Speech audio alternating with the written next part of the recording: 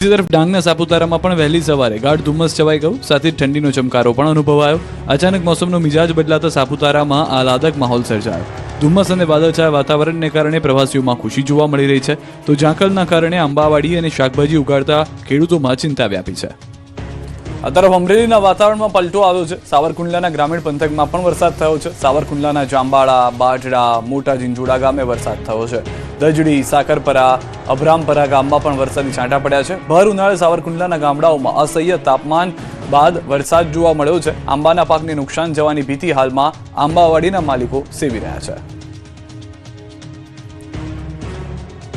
અન્ય સમાચાર પર હવે નજર કરીએ. ધોરાજીમાં ખેલાયો ખૂની ખેલ. રૂપિયાની ઉઘરાણીમાં કુહાડીના ઘા ઝીકી યુવાનની હત્યા.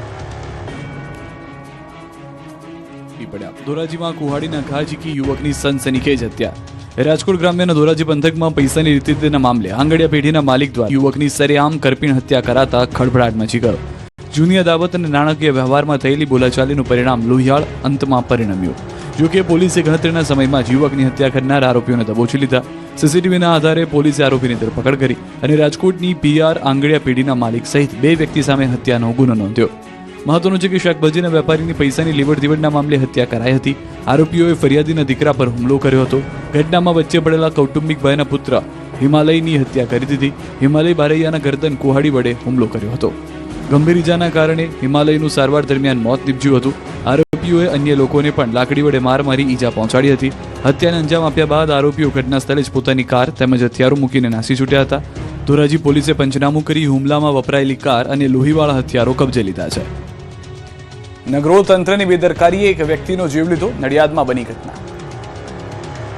એક વ્યક્તિ ખાડામાં ખાબક્યો અને થઈ ગયું મોત. નડિયાદમાં તંત્રની ઘોર બેદરકારીએ નિર્દોષનો જીવ લીધો. શહેરના પીજ ભાગોળ વિસ્તારમાં આવેલ બહુચર માતાના મંદિર પાસે નગરપાલિકાની ગંભીર બેદરકારી સામે આવી છે. છેલ્લા ઘણા સમયથી અહીં ગટર ઉભરાવવાના કારણે રસ્તા પર ચીકાશ અને મોટા ખાડા પડી ગયા હતા, જે અંગે સ્થાનિકોએ રજૂઆતો કરી હતી, પરંતુ તેમની રજૂઆતો પર ધ્યાન નહોતું અપાતું. છેવટે એ જ થયું જે નહોતું થવું જોઈતું. અહીંથી પસાર થતા એક 50 વર્ષીય આધેડ બાઇક સાથે ખાડામાં પટકાયા અને ઘટના સ્થળે જ તેમનું મોત નીપજ્યું. ઘટના બાદ સ્થાનિકો અને પરિવારજનોમાં ભારે રોષ જોવા મળી રહ્યો છે.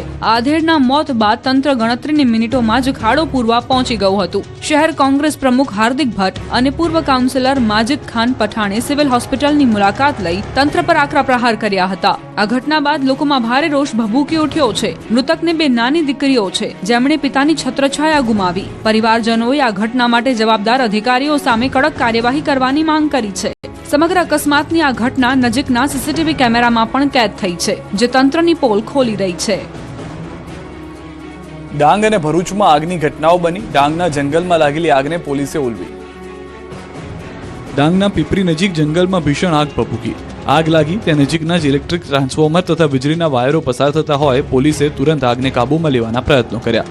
આગ બુઝાવવા જાડી ઝાંખરામાંથી ડાળી અને પાંદડાના ઝાડુ બનાવી આગ ઓલવવાનો પ્રયત્ન કર્યો અને સૂકા પાંદડા અને ડાળી ડાખરા અલગ કરી આગ આગળ ફેલાતા રોકી અમૂલ્ય જંગલ સંપત્તિ બચાવી.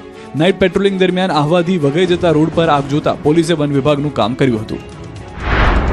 આ તરફ ભરૂચમાં એક મોપેડમાં અચાનક આગ લાગી જતા અફરાતફરી મચી ગઈ. માહિતી મુજબ મોપેડ ચાલક પોતાની વાહન લઈને જતા હતા ત્યારે અચાનક મોપેડમાંથી ધુમાડો નીકળવા લાગ્યો અને થોડા જ સમયમાં આગ ભભૂકી ઉઠી.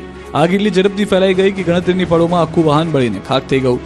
આ બનાવને લઈને સ્થાનિક લોકો ઘટના સ્થળે દોડી આવ્યા હતા અને આગ બુઝાવવાનો પ્રયાસ કર્યો હતો. જોકે ત્યાં સુધીમાં મોપેડ સંપૂર્ણ બળી ચૂકી હતી. પ્રાથમિક અનુમાન મુજબ મોપેડમાં શોર્ટ સર્કિટના કારણે આગ લાગી હોવાની શક્યતા વ્યક્ત કરવામાં આવી રહી છે. તોફાની તત્વોએ આજે પણ આતંક મચાવ્યો. ભાવનગરમાં યુવકની જાહેરમાં હત્યા તો સુરતમાં પોલીસની હાજરીમાં ધીંગાણું થયું.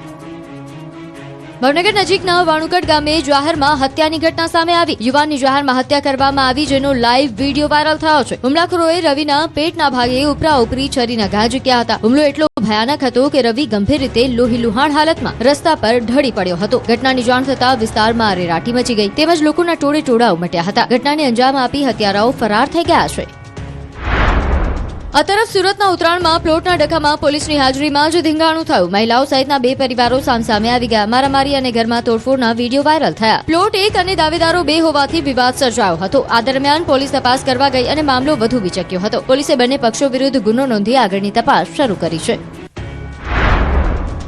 પાદરા તાલુકાના કુરાલ ગામે બબાલ માથાભારે તત્વોએ તોફાન મચાવ્યું. દારૂના નશામાં બેફામ ગાળો ભાંડી હોવાના આરોપ મૂકીને 2 લોકો પર જીવલેણ હુમલો કર્યો. હુમલાની ઘટનામાં એક વ્યક્તિને માથાના ભાગે ટાંકા આવ્યા અને અન્ય એકને મોઢાના ભાગે ઈજા પહોંચી હતી. આ તરફ પોલીસે યોગ્ય ફરિયાદ ન લીધા હોવાનો પણ આરોપ મુકાયો હતો.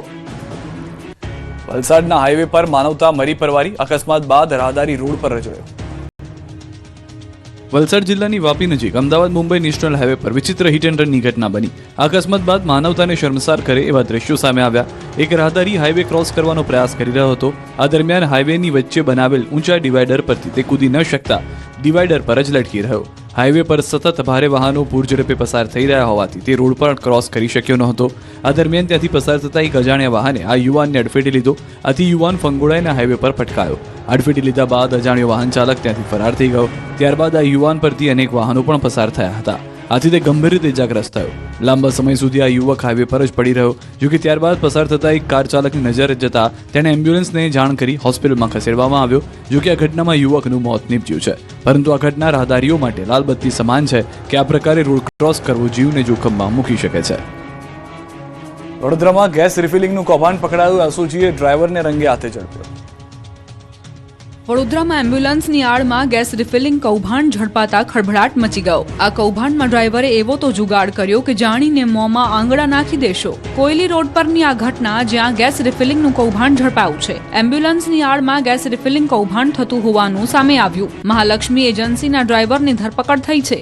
એસઓજીએ ડ્રાઈવર જીતેન્દ્ર ઉર્ફે દિનેશ બારિયાની ધરપકડ કરી છે. આ સાથે ટેમ્પો, સિલિન્ડરો, ગેસ રિફિલિંગના સાધનો, વજન કાંટો અને મોબાઈલ જપ્ત કરવામાં આવ્યો છે. ટેમ્પો ચાલક જીતેન્દ્ર બારિયા ડિલિવરી માટે નીકળેલા ગેસના બોટલ લઈને કોઈ અવાવરૂ સ્થળે પહોંચી જતો હતો. ત્યાં તે પાઇપની મદદથી ભરેલા સિલિન્ડરમાંથી ગેસ કાઢીને ખાલી બોટલમાં રિફિલ કરતો હતો. આ પ્રકારે ગ્રાહકોને મળતા સિલિન્ડરમાં ગેસ ઓછો આપીને તે છેતરપિંડી કરતો હતો.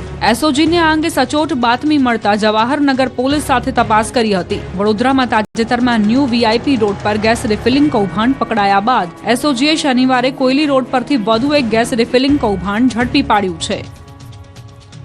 રાજકોટના જેતપુર અને વડોદરાના શિનોરમાં દીપડાએ લોકોને ડરાવ્યા. જેતપુરના ઔદ્યોગિક વિસ્તારમાં દીપડાના આંટા ફેરવાથી લોકોના જીવ તાળવે ચોંટી ગયા છે.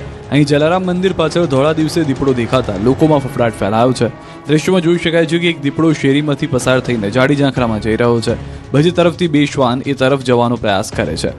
જોકે શ્વાન દ્રશ્યોમાં જે રીતે જોવા પડી રહ્યો છે તે રીતે દીપડાને જોઈને જાણે ગભરાઈ ગયો હોય અને ચિંતામાં મુકાઈ ગયો હોય એવું લાગે છે અને આગળ જવાનું માંડી વાળે છે. હાલ તો આ વિસ્તારમાં દીપડો દેખાયાની વાત અને વિડીયોથી લોકોમાં ભયના ઓથાર હેઠળ જીવતા હોવાની વાત છે. જાણ થતાં જ વન વિભાગની ટીમ પણ દોડી આવી છે અને તજવીજ હાથ ધરી છે. આ તરફ વડોદરાના શિનોરમાં કુંખાર દીપડાએ આતંક મચાવ્યો. ખેતરમાં આંબાના ઝાડ સાથે બાંધેલા 2 વર્ષના વાછરડાનું મારણ કરતા ખેડૂતોમાં ફફડાટ ફેલાયો. કાછોટ વગો વિસ્તાર શિનોર નર્મદા નદી કાંઠે આવેલો છે. આ વિસ્તારમાં દીપડાની હાજરીથી લોકોમાં ભયનો માહોલ છે. દીપડાએ મારણ કરતા ખેડૂતોએ વન વિભાગને જાણ કરી હતી અને કાછોટ વગા વિસ્તારમાં પાંજરું ગોઠવવાની માંગ કરી.